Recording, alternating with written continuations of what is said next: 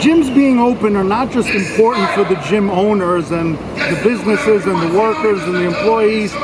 It's important for people not just to go and get bulk and gains and all that stuff. It's important for their mental health as well. It's a great way to relieve stress, and during these troubled times with lockdowns and staying home, we're seeing more people die from suicides and overdoses than the virus itself.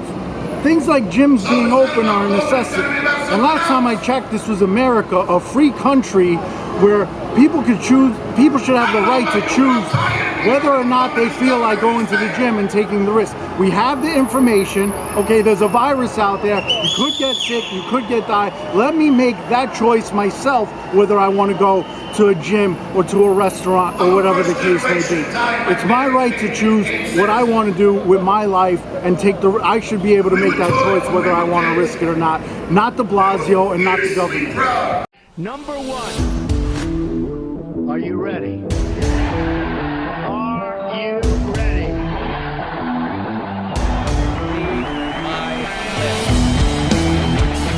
Tremendous show, tremendous success. Hello everyone, welcome to Final Takes. I'm State Assembly candidate Mark Szuszkiewicz, and I am here with the guy who is standing up to the corruption going on right now, standing up to the nonsense, Ian Smith in Belmar Gym. Welcome to the program, Ian. Thank you. Thank you. Now, before we get into all the nonsense that's going on, I gotta address what everybody who's watching is thinking right now. That is an epic beard, bro. Like, It's pretty simple. You just don't shave. yeah, well, I mean, it's not that simple, because I did that once because I was getting ready for a role as a Viking, and when I grew my beard out, I kind of looked like I left an insane asylum or Hobo Bob or something like that. Some good beard balm too, Yeah. and that's it. There's a little bit of an art to it. So are you gonna, when you get a lot older, are you gonna be like Gandalf or something, or are you gonna maybe donate it to charity and create like 50 We'll see how wigs? long I can get it first. I might get attached to it if it goes in lower than my belly button.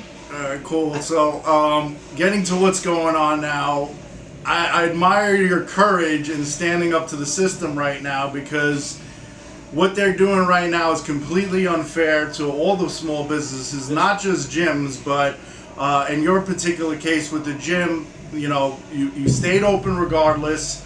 They put the locks on your door.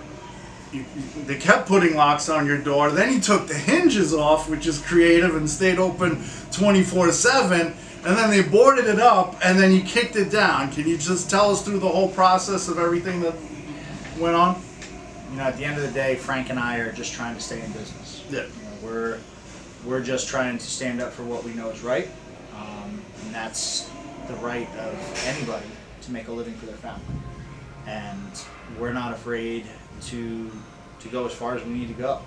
You know, what we're doing is peaceful protest. We're saying no, that we've had enough. You know, you guys have asked for 14 days, and when we originally reopened, that was at the 2-month mark. And now we're at 163 days. You know, so it just keeps getting more absurd. You know, it's a lot of the stuff is laughable. You know, because it's crazy the extent we've had to go to, but at the same time, it's incredible that we have to go to these lengths where we're doing absurd things like putting our foot through the door, you know, and it's Of your own business. Yeah, exactly, of your own business, and it's funny, but it's funny because it's so stupid that it's actually kind of scary. Yeah. That the governor's wasting taxpayer dollars, untold amount of resources to keep us shut down, and he's gone everywhere. He's gone with the local police, he's gone with the county sheriffs, he was with the state police. He's weaponized all three of those against us. He's weaponized the health department against us. We have a health department shut down. Nobody's ever stepped foot inside of our building to inspect them. They just walked up in the middle of the night and slapped a sticker on the door and said, "You're shut down because of coronavirus."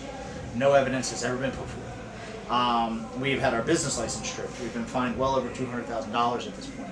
We have the threat of long-term imprisonment. We have 40 criminal charges between Frank and I. And it's absurd. It's absurd because as of today, we have just under 27,000 visits to the facility, and not one case has been reported yet. We have an extensive tracking system. We have 6,000 rapid antibody tests on demand for anybody who wants one. You know, we've gone above and beyond, and we've gone so far above and beyond what big box retailers have done that it just adds to that absurdity. You know, you slap a mask on and you can walk into Walmart and it's deemed safe. but we have a 15. Or you could go into a restaurant with the mask on, but then you could take it off when you're eating, which makes absolutely no sense. Hello, sir. Welcome to Chili's. Our 2 for $20. Actually, could you put your mask on? Oh, my bad. Okay, great. Let me take you to your table. Okay, here we are. You can take your mask off here, sir.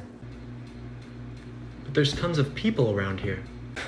Everybody asks that. Don't worry, sir. You're sitting at your table now. Everybody knows you can't get sick while you're eating. But if I stand up and move right here... Sir, are you trying to kill everybody in this restaurant? You need to put your What are you doing?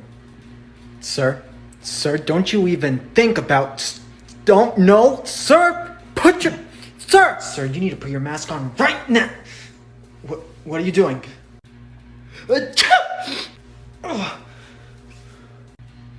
Well, it's a good thing I was still sitting down, right? Anyways, you guys got any of those jalapeno pops? It's a bit of the strip club down the street. Yeah. It's insane. So we're in it to prove just how insane it is and how insane these policies are that the people that are elected as leaders are putting forth, and they're acting more like rulers. And that's not what we're doing, right? And in your situation, it's kind of a double-edged sword for you, because if you didn't open, then you wouldn't be able to reopen down the road. You'd run out of money. And it's no small business, no big business. Show me one mega corporation that can survive without 6 months of cash flow. Yeah, I mean, it's one thing a couple of weeks where, you know, people have their nest egg or whatever the case may be, but going on several months, it gets to the point where you can't survive. You're being told to be patient, as Governor Murphy says, be patient.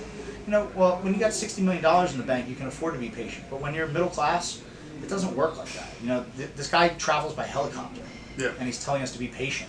He's still getting his paycheck every week, He still gets his paycheck, and he's got a 60 million or 600. I don't know what it is. It's millions of a nest egg. So yeah, being patient. That sounds good when you're a millionaire.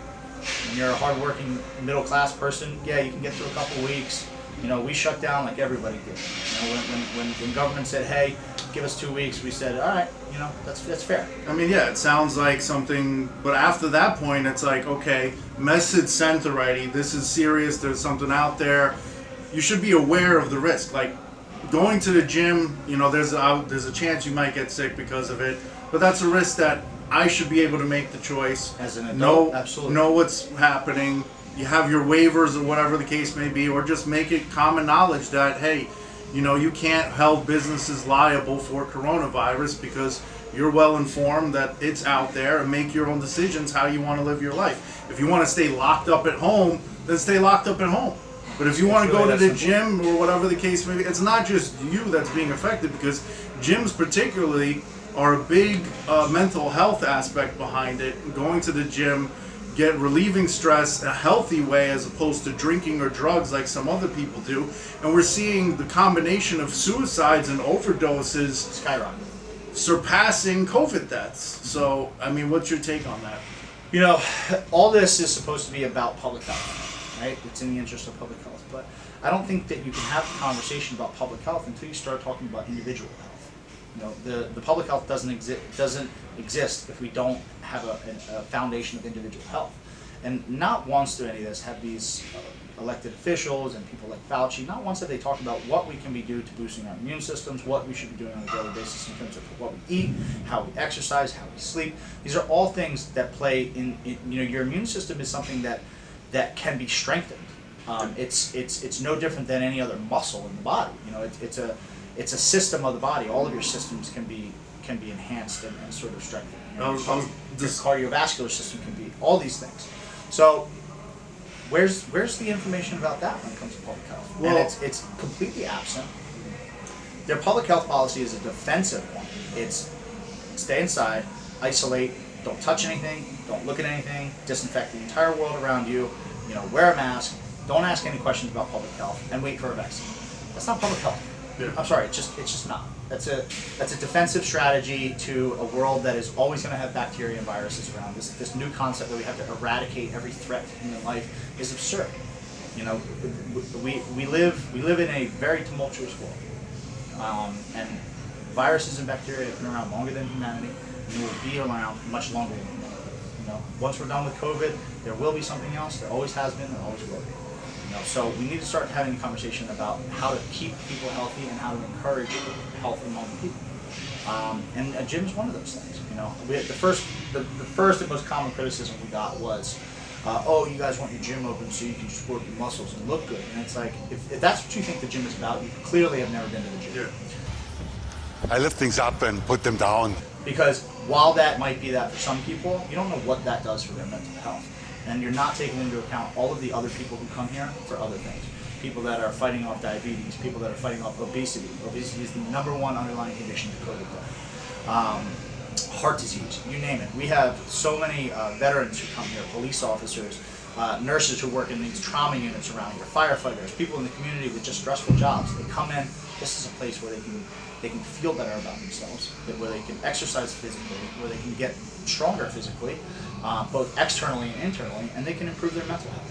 We've got guys in here with serious PTSD who prefer not to be medicated because they want to live a normal life. My favorite example is a guy named Joe. Comes in every morning. He's a Marine vet, 2 tours in Afghanistan, 2-time Purple Heart recipient. He's been blown up by an IED twice. This man is somebody that you are very fortunate to have on your side. He has seen and done a lot. He has been through a lot, and all he wants is a normal life. When he comes here at 7 o'clock every morning, he absolutely destroys his workouts. Nothing exists outside of that. He doesn't look at his phone. He's just in here, just getting it done. When he leaves every day at 8:30, 9 o'clock, he can go home and he can be a father to his children and he can be a husband to his wife. And without that, he turns to other things.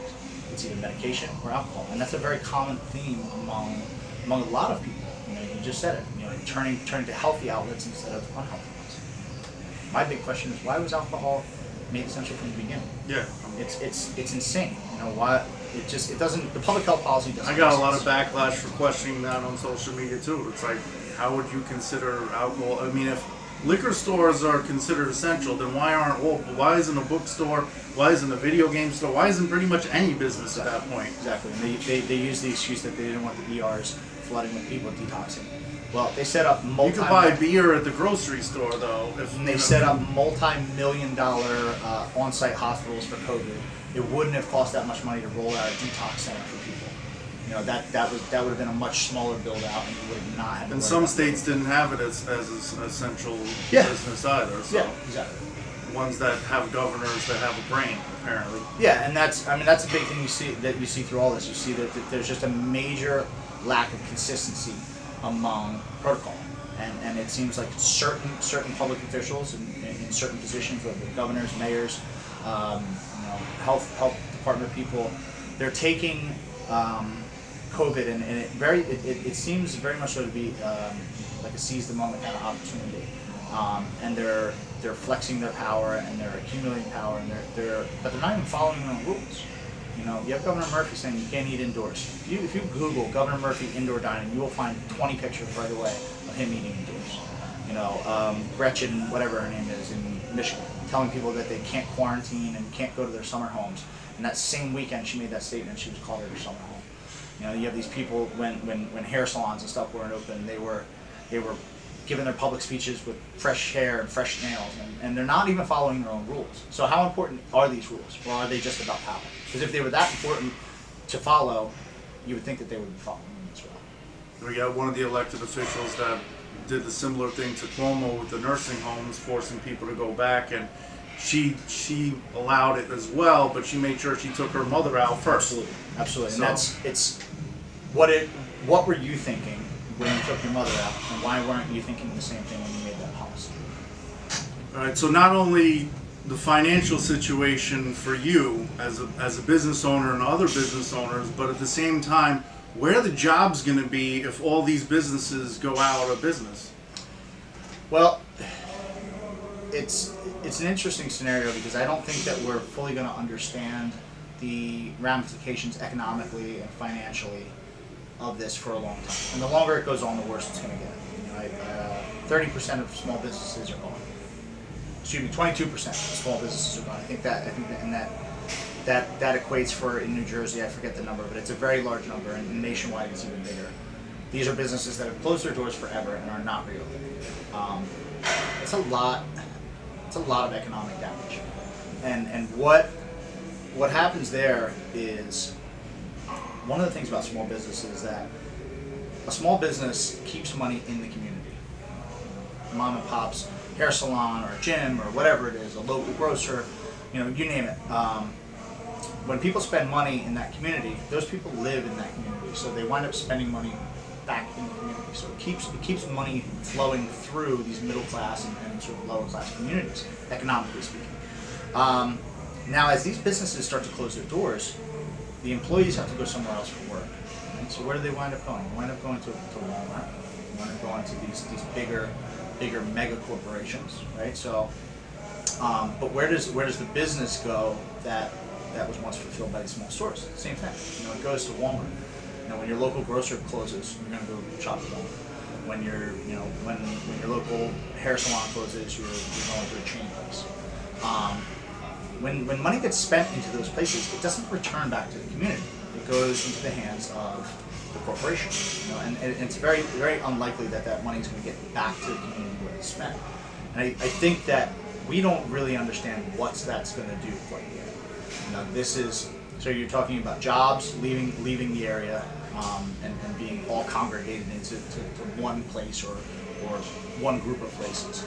And then you're talking about money that's leaving the community and is going into the hands of a multi-billion dollar corporation that's not going to get returned to the community other than what these people are earning in wages. And I think that's not going to be a pretty picture. And the more it gets, the worse it's going to get. So the longer this goes on, the more businesses are going to close, and the more that money is going to get funneled out of our communities. And I think that we're going to pay a heavy price for that. When the dust settles from this. It seems like the rich are going to get richer, and that's about it. Yeah, and that's not surprising. It's not surprising when you start looking at the policy and who's been able to be open from day one. Small businesses weren't open. Why? Because they didn't have lobbying groups. They don't pay massive amounts of taxes. Why was Walmart open, but another place? Because Walmart has huge lobbying groups. You know what I mean? So they don't care. Walmart's up 102% over this quarter last year. So the business is essentially doubled. And that's indicated. Are people spending more money? No. There's less competition, and we're going to find ourselves in these monopoly situations where there's not much competition and there's not much room for small business to flourish because there's just going to be a Starbucks in every corner. What would have happened? What would have happened had you not reopened? Would the doors have been permanently shut either way on this business? I mean, by this time, either A, we would be completely tapped out of our personal, or we'd be in debt from our personal, contributions to the business. We would have had to take out loans, and we had, as a new small business, we were only in business for 8 months when COVID hit. So we didn't have 6 months worth of cash sitting around. Most small businesses don't have that anyway. Most big businesses don't have that. So by now we would have been either so far in debt or we would have closed our doors. Now, you took a stand, which might motivate some people or might scare some people, because if every business did it, then what would they have done? Probably nothing. This would be over tomorrow. But since you were singled out and they attacked you and they obviously didn't want it to spread. People hear about all the fines that you have to pay and all the court and legal trouble, and they think to themselves, I don't want to bother with that. But at the same time, them not bothering with it is what's going to cause them to go out of business. So, yeah, for us, it wasn't a hard choice. It was never about, from the beginning, it wasn't solely about our business. For a government to have this type of power to walk in and say, you're closed because I said so. Is it for what? Arresting me for what? I'm not allowed to stand up for myself? I thought this was America. Huh? Isn't this America? I'm sorry, I thought this was America. That's a dangerous power to have. Because what's next? The next time a seasonal flu gets bad, they're going to tell us to do the same thing. The next time there's, they've effectively shut the country down for 6 months, with very little reason to do so. The measures that they took, the lockdown was shown to be ineffective. You had studies out of LA, New York, and Florida, all testing for antibodies in the middle of the lockdown, showing that the virus continued to spread to at least 5 to 10% of the population. In LA County alone, that's several million. So the lockdowns weren't effective. The people that are most at risk were the ones who died the most. People in long-term care facilities are most of the deaths. They're more than 50%. I heard somewhere that average age is around 80 years old. Yeah. So they failed to protect the one part of the population that they should have. They locked these facilities down, and then they put COVID positive patients in them. You know, not saying that none of them would die, but if they didn't choose to do that, there would be a much lower death rate. You know, and in addition, young people, healthy people, are not dying from this disease. You know, you're not supposed to quarantine everybody. Quarantine is what you do to the sick and to the vulnerable. You don't put everybody on house arrest. It's not realistic, because the world just doesn't work like that. You can't just hit the pause button on the global economy. And you didn't achieve your goal anyway. You know, your goal was to protect the people most at risk, and you failed miserably. They make up more than 50% of the population, and they make up they make up over 50% of the deaths, and that population is only 0.6 of the actual population of the United States. That's an insane statistic. A demographic that is 0.6% of the population of the United States represents 50% of the deaths. More than 50% of the deaths. That's mind-blowing. And that's an utter failure on part of them. When you speak of the numbers, you look at it over a 99% survival rate, and even after all these numbers come out, we're still on lockdown. Like, it's because it's political at this point, and it couldn't be any more clear. You know, the people who are pushing the lockdown are the same ones that don't want Trump to get reelected. And whatever you feel about Trump, that's irrelevant. Nobody should be toying with people's lives over a presidential election. That's what votes are for. That's what the system we have is for. Is to presidents who get elected are elected by the people. There shouldn't be political influence outside of that. You know what I mean? And if that president wins, then that president wins. It's just like good ideas. You know, you pit a good idea against a bad idea and have a real conversation about it and let people talk about it. That good idea will always triumph. Same thing. If Joe Biden is supposed to be president, then he will win. If Donald Trump is supposed to be president, he will win. There shouldn't be interference on behalf of sitting politicians in order to sway an election. That's corruption at its finest. yeah, destroying people's lives just to make the president look better. Yeah, and just to further their own Even though it's the selfish governors agendas. of the governors that Yeah. are the ones making the decisions on each individual state. And it's for, at best, it's extreme selfishness for personal gains, and at worst, it's malice. You know, but the bottom line is you're negatively affecting people's lives in really, really bad ways, and you don't care. Now we talk about how you had the courage to open, and you went above and beyond with different precautions. What would you say to other gym owners that are considering opening? What's the proper steps to do it the right way? Do your homework. You know, Frank and I spent 7 weeks before we reopened researching the newest studies on the virus, researching CDC, WHO, every health journal that we could read. We researched as much public health mitigation policy as we could. You know, we pulled out all the stops, and it was expensive, but it works. It works pretty well. Is it a perfect system? No. Are you going to ever have a perfect system? No. But it's about risk mitigation. What can you do to minimize the risk that somebody could get infected with COVID? Because the bottom line is you're not going to be able to sterilize the whole world. You know, that's not realistic. So you put everything you can into play. We have a contact tracing system in place. You know, every single person who's been in here, when they've been here, what their temperature was, if they had any symptoms, so on and so forth. We have a touchless entry system. We have temperatures being taken. We have bottles of disinfectant for each member. We have paper towels everywhere. We've removed all hard to clean surfaces out of the gym, so things like mats, ropes, stuff like that are porous. We have a cleaning staff, or a group of volunteers who clean around the clock. We have foggers. We have atomizers. If you want to be in business, go as hard as you can. Make it impossible for somebody to walk in and shut you down. And if you need help, reach out. You know, we're more than happy to point you in the right direction. And our plan is public. You know, It's on my Instagram, it's on Facebook. You can contact us about it. We're happy to share it. That's why we did it. We put the plan out publicly because we wanted to show the world that small businesses can be responsible. We can be even more responsible than big business because we care about our customers. We know our customers. So the plan is public so that people can use it. You can adapt it to your own business, whether you're a gym, a movie theater, indoor dining, somebody else that's still shut down, or you want to implement it in your business that's already open. It isn't rocket science.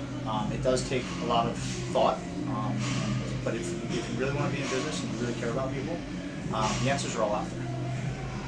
Definitely. One last thing, actually, you're in a long battle here. I know a group of gym owners filed a class action lawsuit. Can you tell us about that? In New York, they filed a class action lawsuit, and apparently it worked. New Jersey hasn't done that yet. Murphy's blocked pretty much everything against him. He's got a way in the court system that allows him to pretty much operate with impunity. So we're in it for the long haul. If we get a class action lawsuit, that would be great. It's just a matter of getting that together. We've been kind of so busy fighting our own battle here that we haven't had the time to dedicate to doing that. But it's something that we should all look into because we're on day 163. We're getting really close to 6 months here. Definitely got to fight back. I admire your courage, Ian, for everything that you're doing. You actually got national spotlight because of this, but I'm sure, Fox News and all that, for those of you that don't know, but I'm sure you would have much rather not go through the hell that you've been through these past 6 months. Is that an accurate statement? Yeah. At the end of the day, we're making a stand for our rights. We just want to be left alone. We want to be able to live our lives. We're not out to hurt anybody. We want to run our gym, and we just don't want to write shrimp at all. We don't want government, the boot of government down on our neck telling us what we can and can't do. Especially when the public health crisis that they talked about is not nearly what they talked about. If we remember correctly, Dr. Fauci said 2.2 million people will be dead by summer, and here we are, and we're not even close to that. So it's time to get back to life. It's time to get back to normal living. Put the politics aside, and we just have to get through a 12-round fight to get there. Yep. And I'm going to be doing a peaceful protest of my own. I'm going to lift in a symbolic symbolism of lifting the sanctions and lifting you want to exercise your rights. I'm exercising my rights in a peaceful protest. This isn't about lifting or looking good or anything like that. It's just a peaceful protest.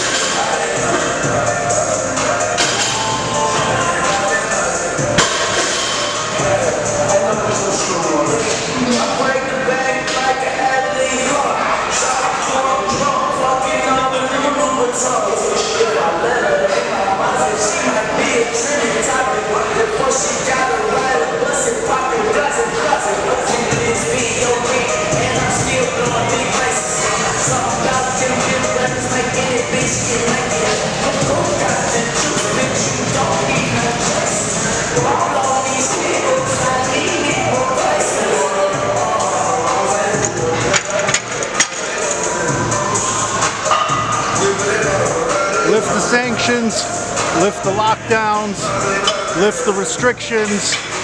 I'm Mark Szuszkiewicz, and I approve this message because I just said it.